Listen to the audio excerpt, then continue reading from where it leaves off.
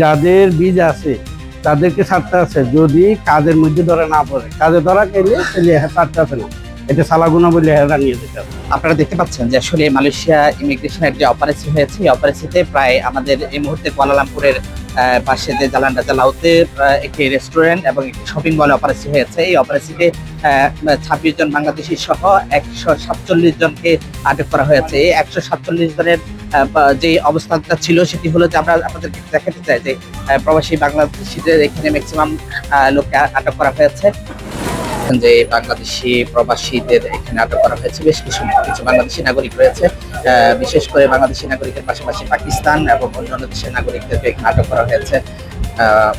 এই সংখ্যাটি বাংলাদেশি নাগরিকের সংখ্যা এখানে যেটি আছে সেটি 26 জন এবং 35 জন মহিলা, এবং এর মধ্যে রয়েছে সেটি আপনাদের নেপাল, পাকিস্তান সহ সর্বমোট যে আটকের সংখ্যা, এই আটকের সংখ্যাটি এখানে 140+ যেটি বলা হয়েছে।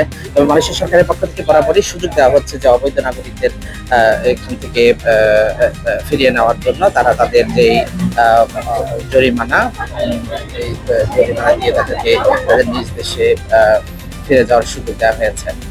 আমরা আশা করবো যারা যে সমস্ত প্রবাসী বাংলাদেশিরা রয়েছেন তারা এখান থেকে তারা এই সুযোগটিকে কাজে লাগিয়ে চলে যাবেন।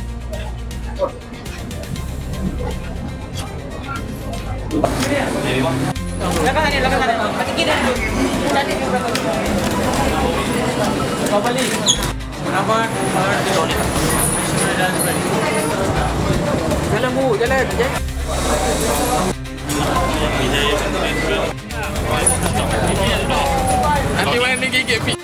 Aku tergelar gamat je.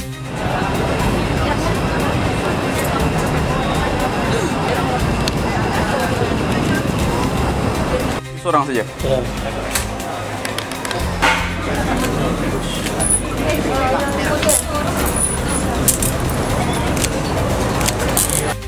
শুধুমাত্র তাদের ভিসা না থাকার কারণে তাদেরকে আটক করা হয়েছে, এবং অসংখ্য প্রবাসী একটি আমাদের কাছে অভিযোগ করেছেন যে তাদের কাছে শুধুমাত্র পাসপোর্ট না থাকার কারণে কিন্তু তারা ভিসা রিনিউ করতে পারেন না, এই কারণে তাদেরকে আটক করা হয়েছে।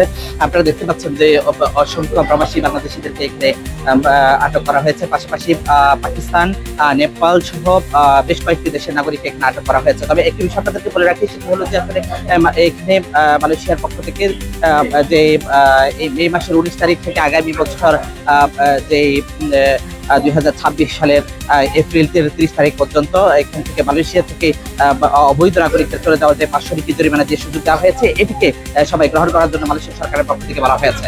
মালয়েশিয়ার কুয়ালালামপুরের জালান রাজা লাউত থেকে ওয়াহিদ সোহান, টিভিএন টেলিভিশন।